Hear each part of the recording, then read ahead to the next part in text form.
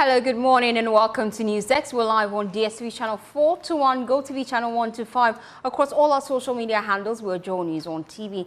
Coming up within the next 60 minutes, Parliament reconvenes today after a formal communique issued by the Speaker, Alban Bagbin. We're live in the House for details. Also coming up, Electoral Commission responds to claims by the opposition National Democratic Congress that essential voter data required to verify its accuracy and credibility is missing. We'll hear from both parties here on NewsDesk. We have these and more, plus business updates on your desk. My name is Faustina Safo. Take a seat, you're my guest.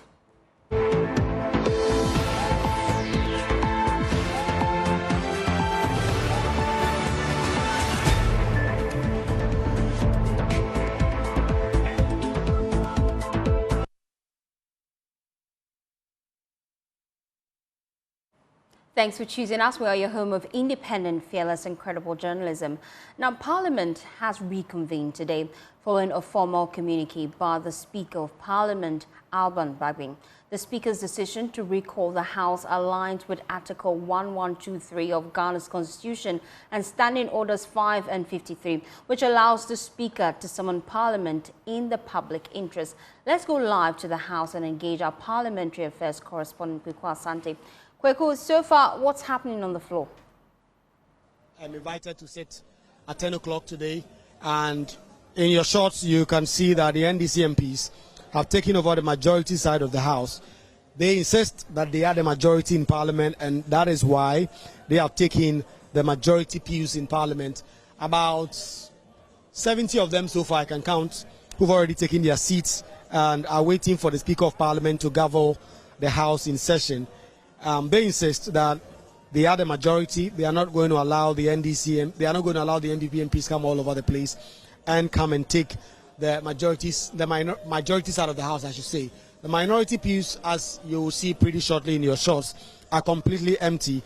But the pictures you see there are NPP MPs who have taken the bigger part of the Chamber of Parliament today, insisting there's absolutely no way that they will be allowed to actually leave. So we will try and sort of break a couple of the protocols that have been set here and try and see if we can talk to a few MPs in terms of why exactly they have decided to take the majority side when they are not the majority in Parliament. There are a number of things that have been said, and we'll continue to see if we can get some reaction. So, Honourable MP for Balabamba, Honourable Yusuf Suleiman, Honourable, why have you taken the right-hand side of the Speaker? You're not majority. I think this is clear. Yesterday we had a press conference and we're so clear that we believe that we are in majority. And once you are in majority, you sit at the right-hand side of the Speaker. And that's exactly what we are doing. My expectation is that our colleagues from the minority side will put their ego somewhere, walk in peacefully, sit at the left-hand side. Indeed, some months ago, when we knew that we were in minority, nobody questioned that. We went and sat there. So I expect that they also go and sit there, and then proceedings will start. Today, if the Speaker comes to tell us that because of a directive or a ruling I received from the Supreme Court, my earlier communication to you that 4 seats are vacant has been reversed, then it means that their numbers would have increased. And then we will know that we are in the minority, and then we'll go back to where we belong. But as it stands now, my brother, we are in majority, and it's as simple as that. They should come, accept that, let's start business. It's past 10, none of them have come in here so far. Do you have any idea what is going on, why not a single NPP MP has come in today? But that's not my business. They have recalled us as law-abiding members of Parliament who believe in serving their people. Almost all of us are here. If you go out there, you see a number of MPs standing out there. And quite a number of us are also in here. We start business at 10 o'clock. It's 10 o'clock and they are not here. Ghanaians should be asking them, why do you call us back? You know, it comes with costs. And that is the taxpayers' money that we are using to do all these things. And then you decide not to come. In any case, if you ask me personally, the reasons why they've called us back are not of any agent matter. Okay, For instance, calling us to come and ratify agreements that has to do with bauxite and lithium. I mean, why are we in a hurry? Again, maybe if and let's say assume that NDC win, maybe you may not be interested. So they want to get it done before they leave. That is if the NPP does not win. These are matters between now and 7 January. They are in government and they have to do government business. They shouldn't be in a rush. If we are in government and they believe that what they have done is right, why would they be worried? It means that there's something hiding somewhere. If they believe that what they have done in terms of the ratification that they want us to do or the agreement they've signed with those mining companies, if the thing is right, why are they in a rush? They are also rushing to pass tax exemptions for 1D, 1F beneficiaries. Member on the Trade and Industry Committee. The leader of the NPP side, Alexander Fenyomakin, says businesses need these waivers so that they can work. Businesses have come in here, and your side is frustrating that, and businesses are leaving. When has he realized that businesses need this money? I'm telling you that as a ranking member for Trade and Industry, these tax exemptions requests came in 2022. 2022. They themselves didn't believe in them. And so we ended up even coming out with an act to regulate how these taxes are granted. As I speak to you, if we want to go strictly by the content of the law, all those that they have filed will not pass through the criteria. Okay, so they want to bulldoze their way, and we all know that at this time all they are looking for is money to go and do campaign. So for instance, if you were to import goods into this country, and that will cost you a tax of about, let's say, $10 million, if the majority side, the minority side, okay, then majority comes to tell you that, oh, we are ready to push this thing through, and instead of paying 10 million, you pay 6 million. And then the 4 million that is left, what happens to it? I don't want to go into those details. We are going to serve the interests of Ghanaians, and we are saying that those tax exemptions, look, I would have been happy if they had come asking that the law that allows president to give licenses for people to go and mine in our forest, we should come and repeal it today. They'll get our cooperation immediately. It's something both sides have agreed on. It's not even in the petition they presented. Again, we need to pass a mini budget so we could spend on account within the first quarter of next year. Are you aware that it's not part of this? They are asking us to come and pass laws to establish a university they want to call a JB Danko University. It is agent. They are not serious. Okay? Thank you. Thank you very much, Honorable. So you heard an NDC MP who speaks about some of the business that have been outlined for today's sitting. He says that is not urgent. You see there in your shot the leader of the NDC group, Dr. Kassel Atoforsen, interacting there with Honorable Cletus Avoka, and they continue in their insistence that they are not going to go to the minority side of the House, and they have already taken the majority side. If you look at the minority pews, it's empty just like the last time, deserted, completely abandoned, because no side is willing to sit there. What is not known now is whether or not the NDC MPs or NPP MPs will go there. And in particular, the NPP MPs who triggered this provision of the standing orders will actually go there and sit at the NPPs and the minority side and allow proceedings to start, or they will not come at all. These are questions that are begging to be answered, and in the next few minutes we expect that we will get to know whether or not the NPP MPs will come into the chamber and take the left-hand side of the speaker, that is the minority pews, and allow proceedings to start. We expect that any moment from now, the Speaker of Parliament, Alban Bagbin, will come in and gavel the House in session so that the key business that the NPP side have outlined, that is, say these are the business that they want to do, will all now be done. Faustina, that is the update from Parliament, and we will try and get to more NDC MPs and talk to them as to why they are claiming that they are the majority in the House.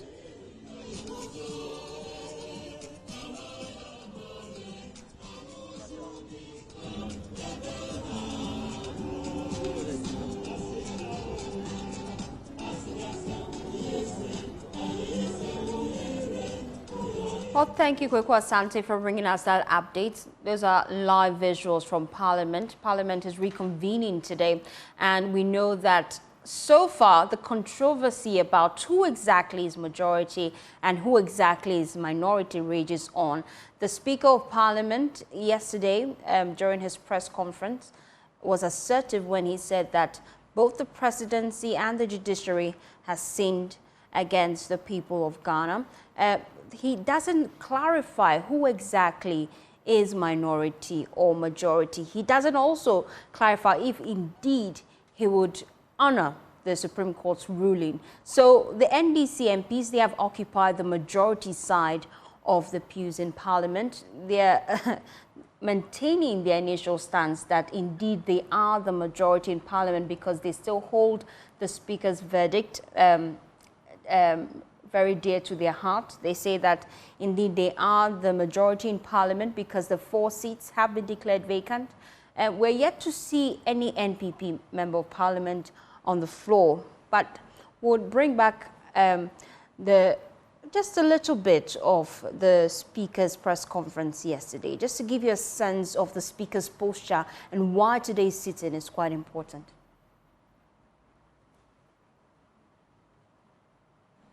To weaken Parliament. The Speaker of Parliament says, despite the NPP not having enough numbers to actually ram their business through, as we have seen in previous Parliament, he and the NDC MPs have bended over backwards sometimes to allow government business through. The NDC members of Parliament, however, understood the situation and on a daily basis cooperated with the NPP members of Parliament to see government business through. In spite of this, the NDC members are said to be saboteurs of government business. The Speaker of Parliament says some of these matters that have ended up at the Supreme Court could have been handled maturely in Parliament. He says both the President and the Supreme Court have sinned against the Constitution of Ghana. The powers of the judiciary ends where the nose of Parliament starts. The Constitution is very clear on freedom of speech and of proceedings of Parliament. This was exhibited by the President's refusal to even receive the LGBTQ+ bill, duly processed and passed by Parliament, without any legal basis. The judiciary is supportive of this conduct by the receipt and processing of a suit on this subject matter. These are dangerous precedents in our democratic journey. Both the President and the judiciary have sinned against the Constitution and must seek the opportunity to confess and repent to be forgiven. Alban Bagbin does not believe justice has been done in this case. He cites other issues when the Supreme Court actually decided to block members of Parliament from actually coming to the House to represent their constituents, and said, where will there be justice if at this point in time you say these MPs whose seats have been declared vacant cannot represent their constituents? Justice must not only be done, but must be seen to be done in all cases, not in only those cases to which some people appear to be sentimentally attached. There you have it, just a brief summary of the Speaker's meeting with the media yesterday. He has given his posture. He says that both the presidency and the judiciary have sinned against the 1992 Constitution. So we're live in Parliament. We'll be taking you back there when proceedings officially start. Away from that, let's do some election-related stories. The Electoral Commission says though it is not required by law to provide statistics of the voters register lists that were given to the political parties in soft copies on Wednesday, it granted the request by the National Democratic Congress in the spirit of responsiveness. Now, we know that the National Democratic Congress has raised concerns over the certified voter register provided by the Electoral Commission, claiming that essential voter data required to verify its accuracy and credibility is missing. Well, on your screens now are excerpts of a statement released by the Electoral Commission today, and just giving us a sense of what exactly exactly they have done so far.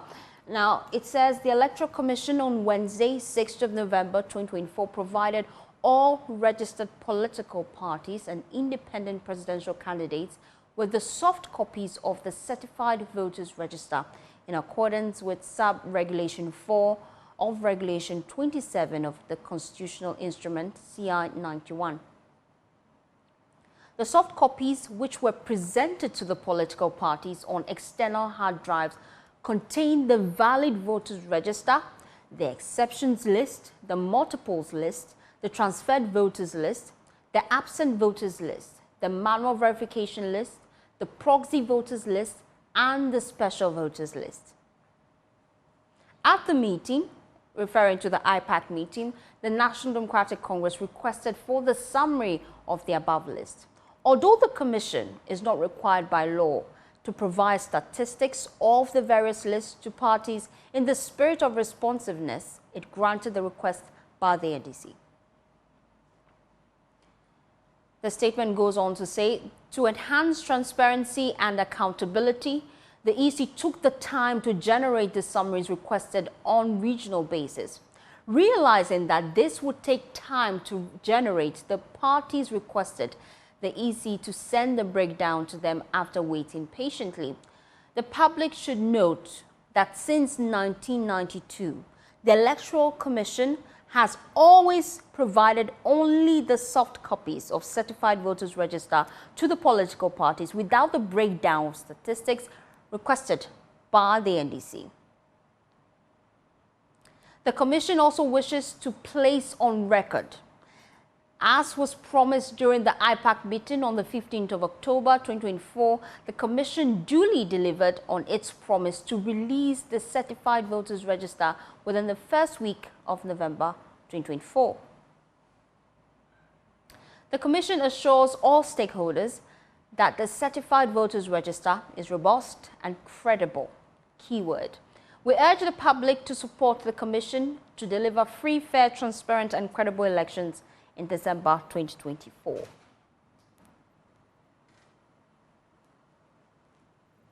So that's a statement from the Electoral Commission. Let's interact now with Dr. Rashid Tanko-Computer. He is Deputy Director of Elections and IT for the National Democratic Congress. Thank you for your time here on Newsdesk. Now let's go through the EC statement paragraph by paragraph. That way I get your response to all the claims the Electoral Commission is making. In the first paragraph of the statement, and that's coming up on our screen shortly, the EC clarifies what exactly they have provided to the political parties when it comes to the provisional voters register. Now, they clarify in the first paragraph that they have provided political parties with the soft copies of Certified Voters Register in accordance with Sub-Regulations 4 of Regulation 27 of the Constitutional Instrument. You have received that as a party, haven't you?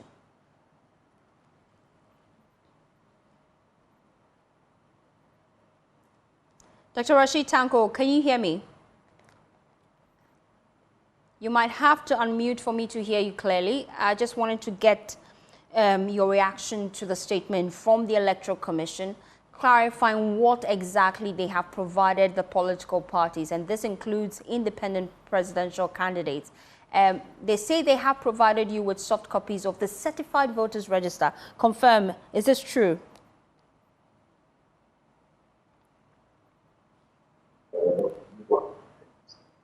When issues the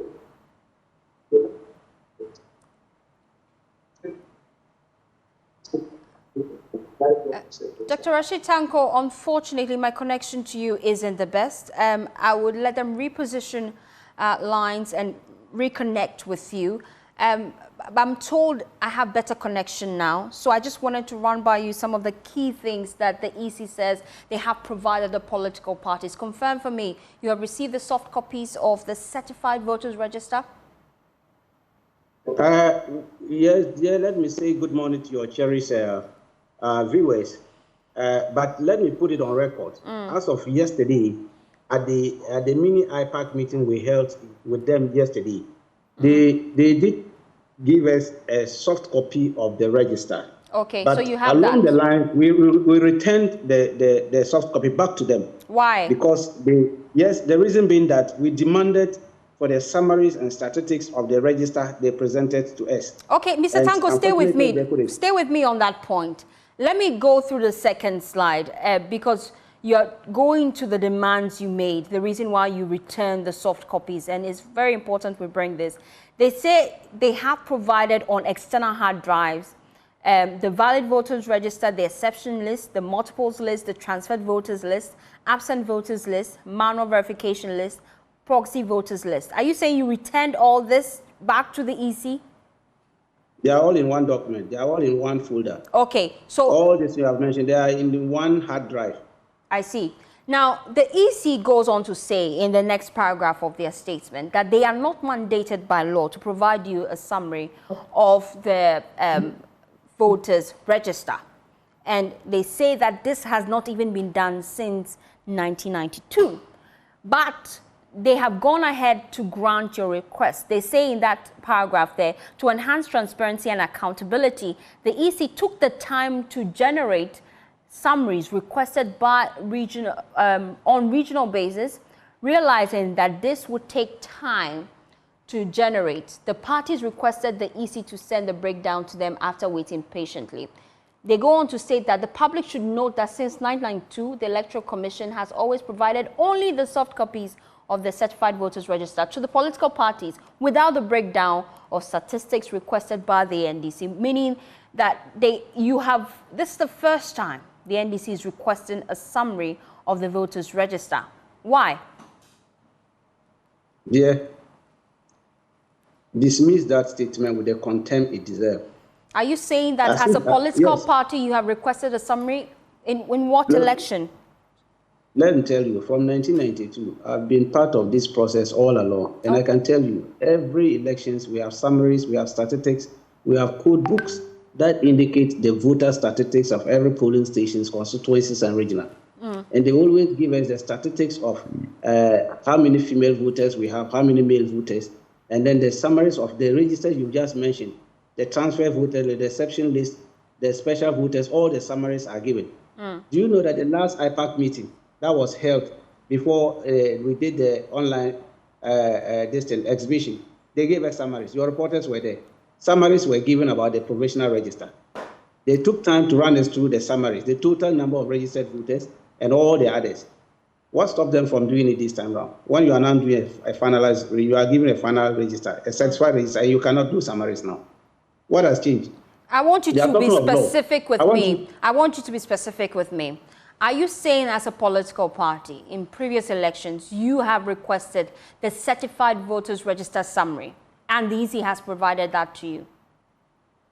They don't even wait for us to request. They always give us. So you have we don't request for it. You have the certified voters register summary from previous. The register is coming, the register comes with the summaries.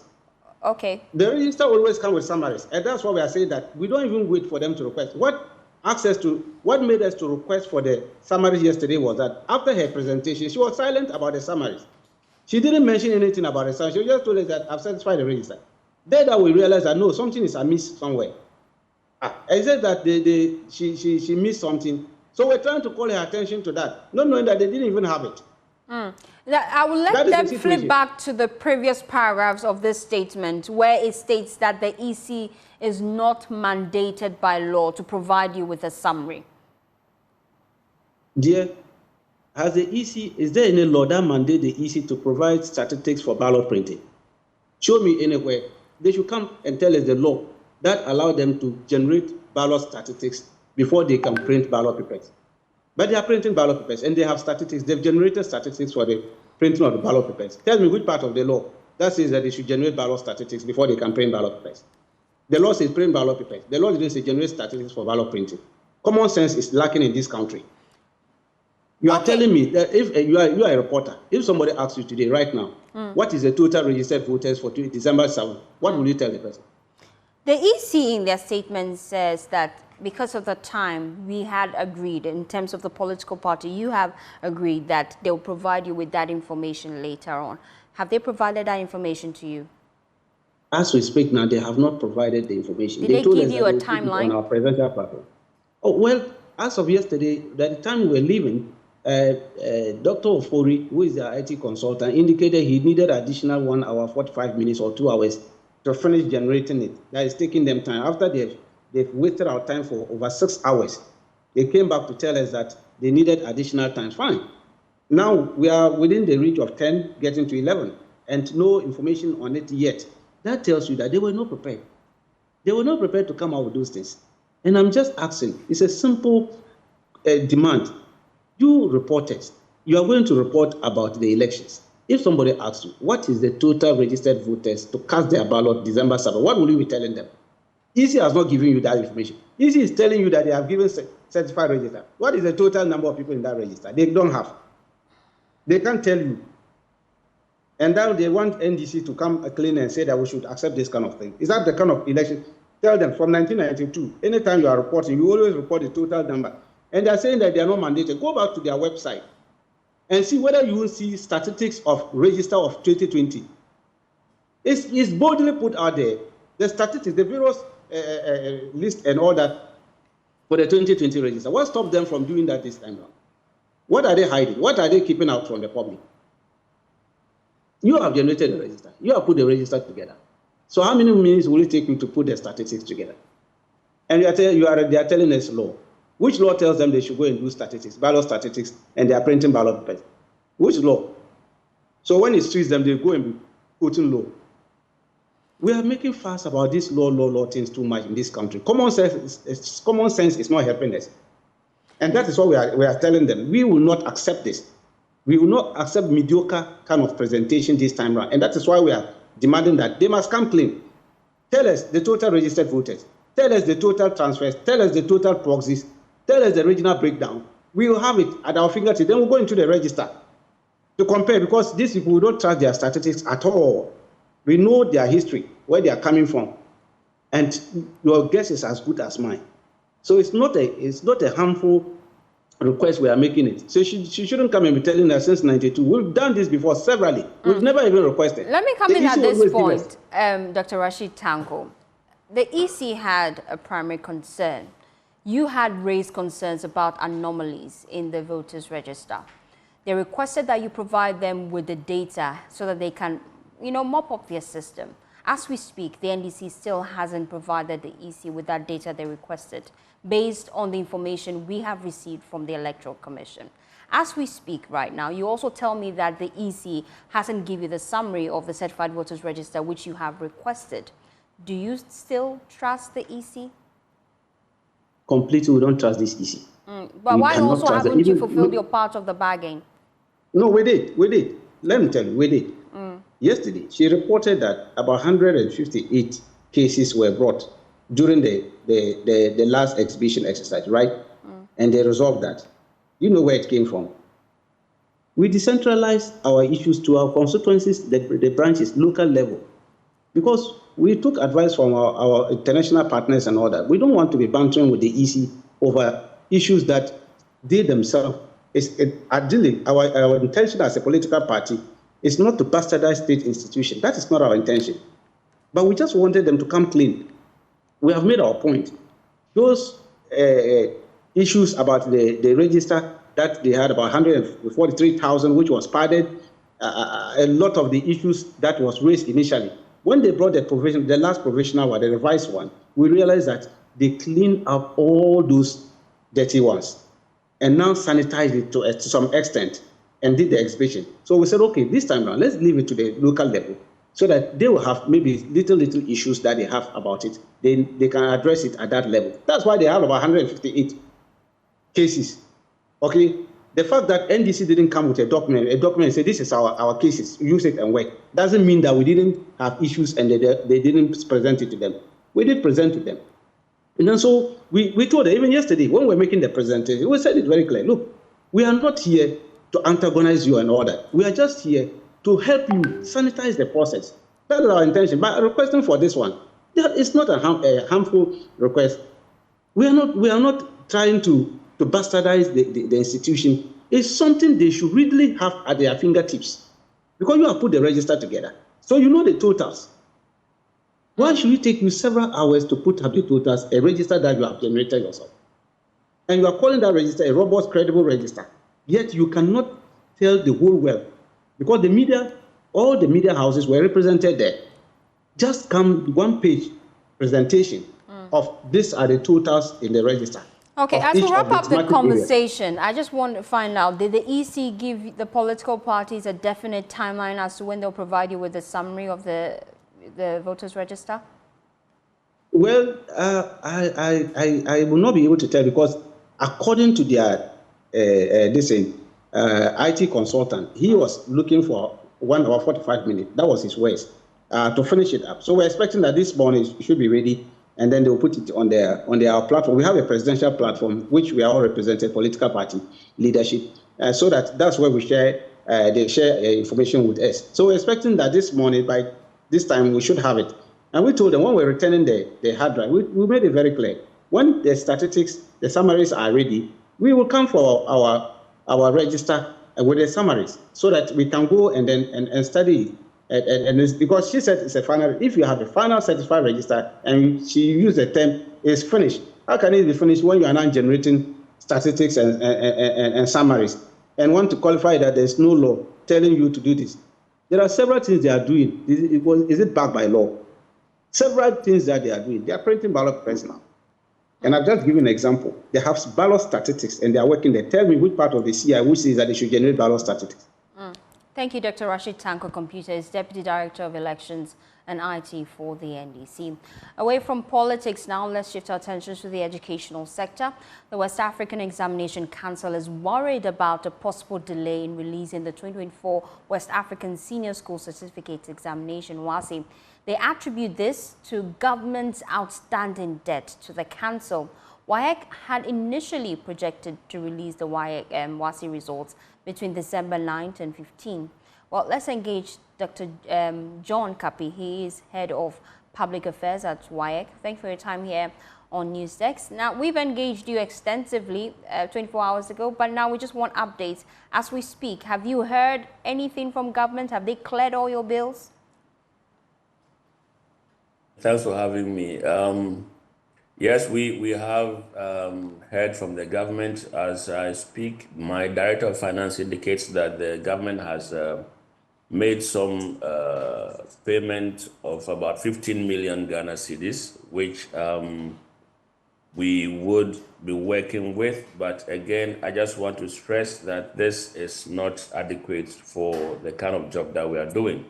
I just want to stress that, when we put out these figures, they are not meant to malign anybody, but it's just to ensure that we have our job also being run, because there are other things that we need to do with the monies that we receive. For example, our printing press needs refurbishment.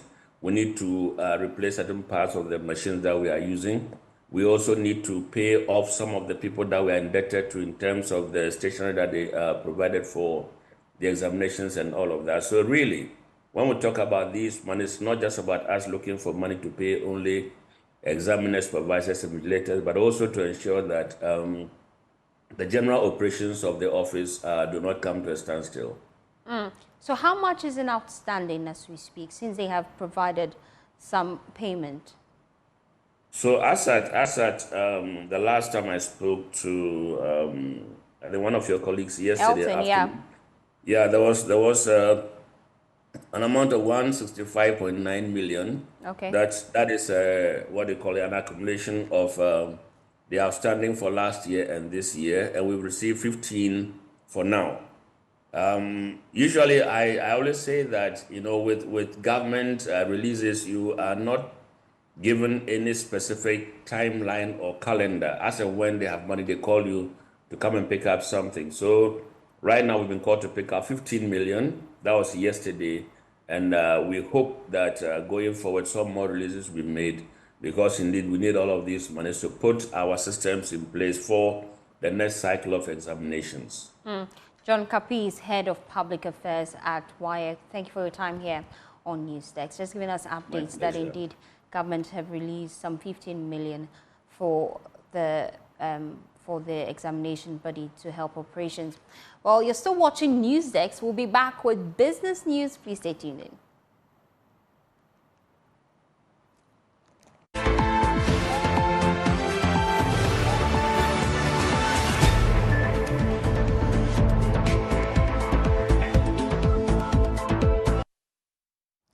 You're still watching NewsX. News just reaching us is that the Speaker of Parliament, Alban Babing, has arrived at the precincts of Parliament. He has called both the majority and the minority, as at this time we're yet to tell who they are. But we know the NDC caucus and the NPP caucus, they have gone into that meeting with the Speaker. We'll be taking you back there with updates shortly. But more than 200 patients from underserved communities in Ghana needing surgeries have an opportunity to access free reconstructive surgeries at the Agogo Presbyterian Hospital. Now, despite the growing expertise in reconstructive surgery, affordability remains a significant barrier for many patients who are suffering from social exclusion due to their physical deformities. The free surgery intervention by the Broga Foundation and the Restore Foundation aims at correcting congenital and acquired deformities, including severe burns and accident injuries. There's more in this report. Ghana's reconstructive surgery landscape has seen progress, with nearly 30 specialized surgeons now available. However, individuals in desperate need of reconstructive surgeries are unable to access them due to financial constraints. This situation leaves many with no choice but to endure social rejections and exclusions they face due to their deformities. The free surgery procedures by the Broga Foundation in collaboration with the Restore Foundation are a critical intervention to restore underprivileged patients to their old functioning lives. Director of Medical Affairs for the Restore Foundation, Dr. Hoyt Williams, says the intervention will allow patients to have transformed lives. The challenge with these patients is the affordability.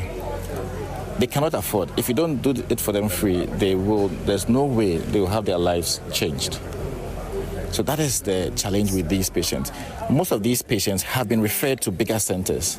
They've been referred to Kumasi, but they cannot go. Basically, from the medical standpoint of view, is to provide reconstructive efforts to restore individuals who are maimed either through birth deformities or acquired deformities such as burns, trauma, who have lost all the ability to socialize because of these deformities, whose function are impaired.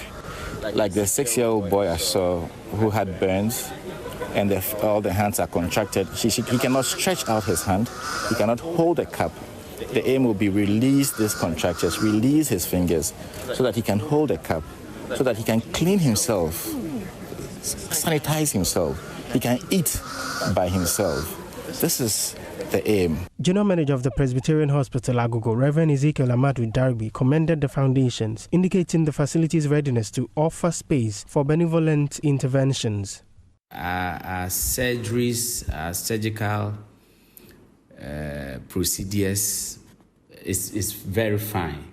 They needed a facility to, undertake this assignment. So Nana Broga Foundation actually approached us. And so I can say that by and large, we are partnering.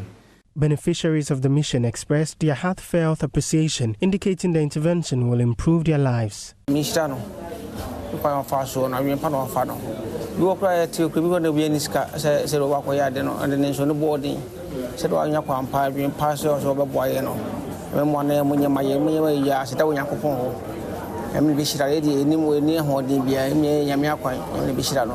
Reporting for Joy News, my name is Clinton Yeboah.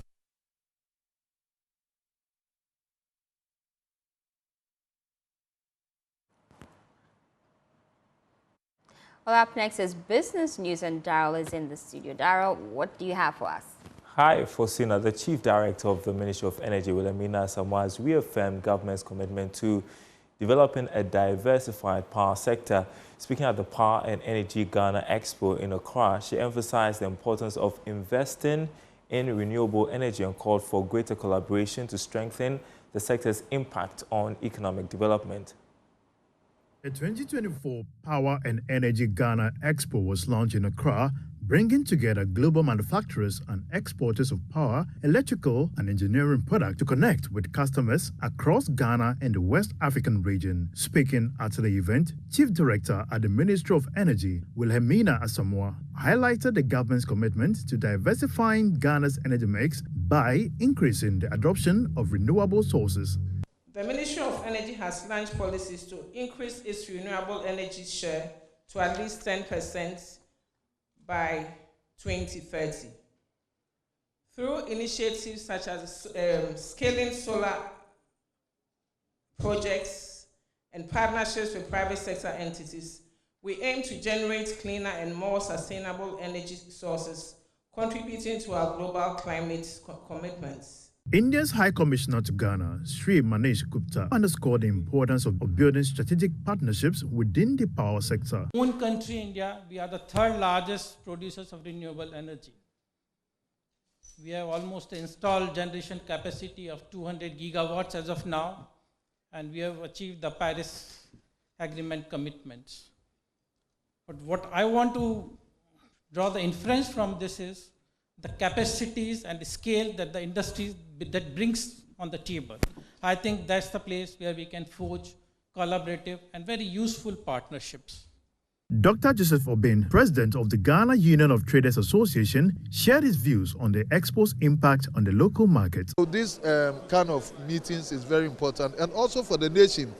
It also gives us the opportunity to sell our products also to the rest of the world.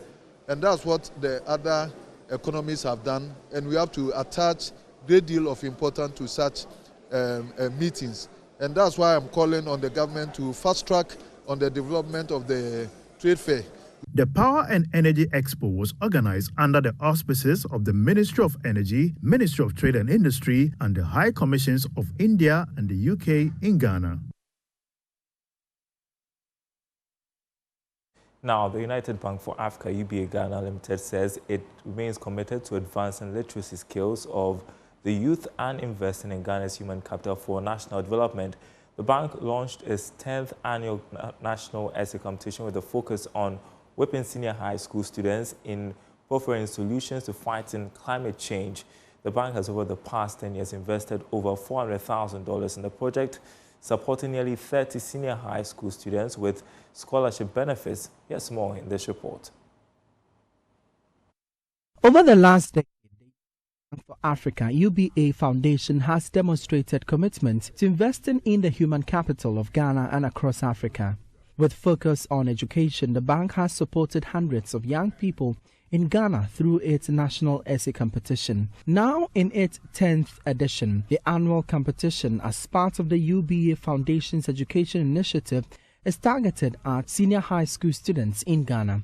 It is aimed at promoting the reading culture and encouraging healthy and intellectual competition among secondary school students in Ghana and across Africa. This year's competition is focused on discussing the importance of environmental sustainability and actions young people can take in combating climate change. Henry Ni Dote is the head of marketing and corporate communication for the bank. We're focusing on climate change and environmental sustainability.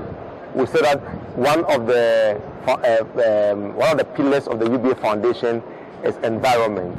You know what climate change is doing to environment in Africa, in fact globally. But if you look at the effects of Galamsey, one of the things happening in the country, we couldn't have chosen a better topic. We may not hit the streets or protest against Galamsey, or we think that we can contribute to the fight against Galamsey and generally support the improvement on in our environment. And therefore, we want to see what ideas these young ones have and how we can improve on our environment. And that's why we've asked the students to write on climate change, what the young people can do to help to improve environmental sustainability in Ghana. Ashanti Regional Director of the Ghana Education Service, Dr. William Kwame Amankra Apia, is upbeat about the prospects of the national competition for the participating students. He says the competition will enhance the communication and research skills of participants. You can't just stand out and say you are writing an essay. It will polish your tenses. It will help you creative how you think, critical thinking, how you construct the issue. It entails a lot. So this initiative is one of the best initiatives. So that at least it will build the confidence level of the students. 3 out of the thousands of applicants are expected to receive various scholarships if they are shortlisted to win the competition. Mr. Dote again. Here today, there are other things we've done. So if you put the total logistics that we've put together to organize the national essay competition, over the last 10 years. That's in excess of $400,000. Why are we doing this? We believe in, like I said, developing African resources in Africa. We don't think that anybody can come from anywhere to develop African resources for us, and that's why we believe in doing this. By picking education, we think that investing in the young people, we are investing into their future, we are developing them, and like we showed during the program, the very first winner 10 years ago is a medical doctor now working at the KNUST hospital and doing other things as well. That makes us very happy and joyous that we've been able to impact on society in that manner. This is open to all senior high schools in the country, and we receive hundreds of thousands of applications every year, and then the final 3 are awarded the scholarships to attend any university of choice in Africa. For Joy News, my name is Emmanuel Pratskweku. Now, Recare Company Limited, in collaboration with its partners, has donated a well-constructed medical gas piping system worth 800,000 cedis to the Mamobi General Hospital.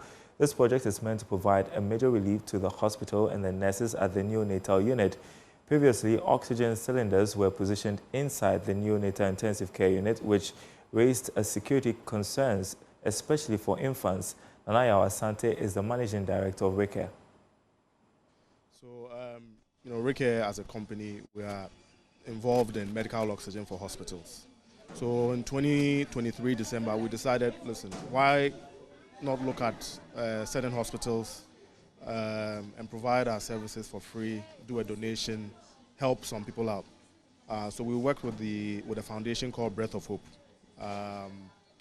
to focus on oxygen for children in disadvantaged areas, disadvantaged homes, whatever it may be. So we started by looking at a few hospitals, and Mamobi, we felt, came on top in terms of where we wanted to make the biggest impact. So December 2023, we came here, did our first donation of giving them 15 oxygen cylinders with filled oxygen, with a promise that we would come back, do the medical gas piping, so we could get the cylinders out of the wards and the NICU outside the hospital to provide free and safe oxygen to the patients. So that is what informed our decision to fulfill our promise to the hospital.